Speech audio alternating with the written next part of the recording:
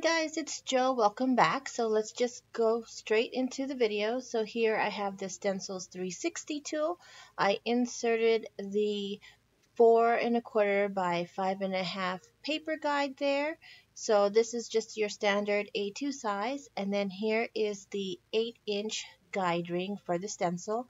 And the stencil that I'll be using is the Mega Summer Blossom Stencils 360. So it's a 2-barrel stencil set. So you get this large 8-inch and then also a 4-inch. So here, instead of taping the guide ring to my work surface, I am taping the stencil to the guide ring so that I just turn the guide ring. So this is a new technique that I found very helpful and I'm testing out, and I saw this technique on Sharon's video in the Penguin Palace YouTube channel, so I'll put a link into the description box below.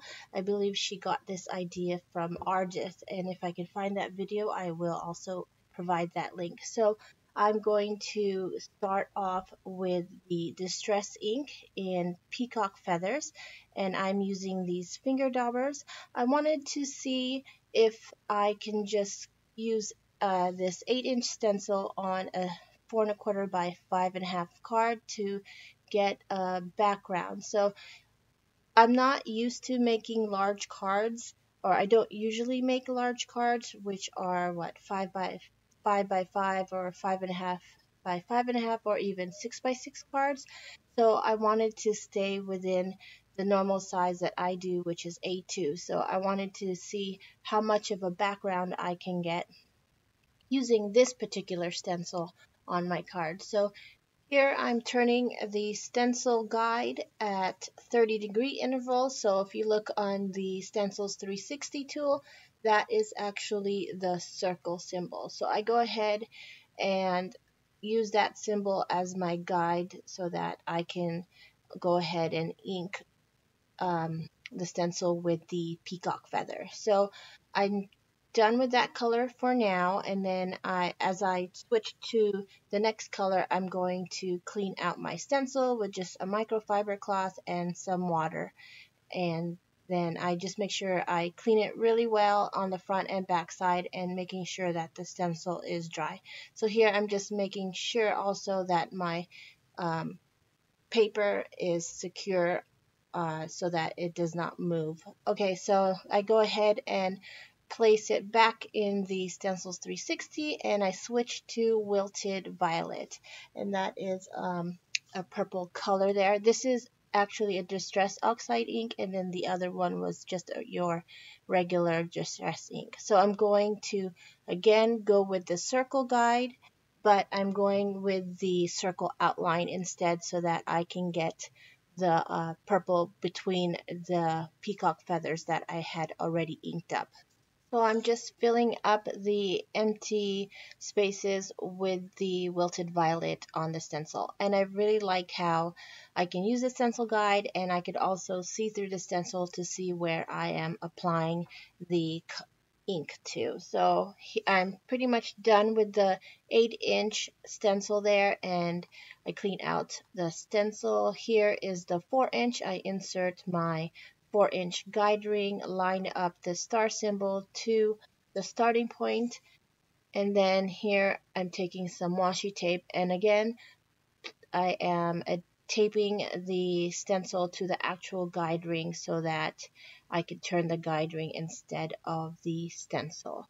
And so far I'm liking this technique on how to use this stencil with the guide ring. It takes a little bit getting used to on how to lift up the stencil and turn it. It's sticking to my surface a little bit because I think my workspace, the rubber silicone mat, makes it a little bit difficult for me to turn the guide ring because it is a little bit, I guess, tacky. There is some resistance, but I think if you do it on a smooth surface that doesn't have that grip, it'll turn more smoothly. So here I'm using the peacock feathers again with a finger dauber, and I applied the stencil using the solid circle symbol on the Stencils 360 tool, and then I switch out the color, I clean out the stencil, and I'm back with the Wilted Violet Distress Oxide ink.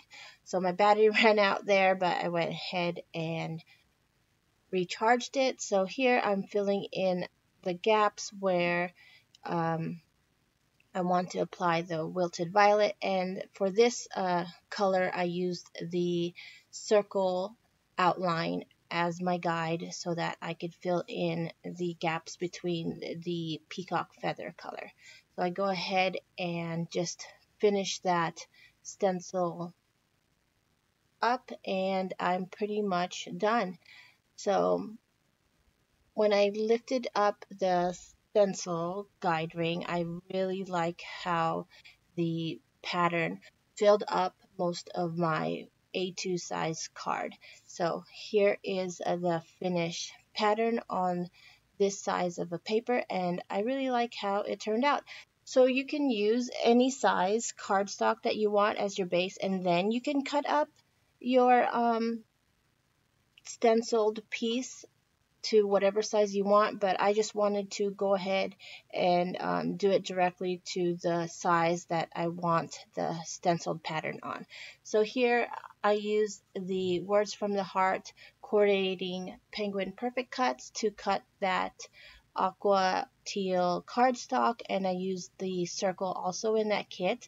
The stamped and colored images that I am using for this card are from the stamp set The More We Get Together, and I had already pre-colored this. So I'm using the sentiment, "You have my seal of approval."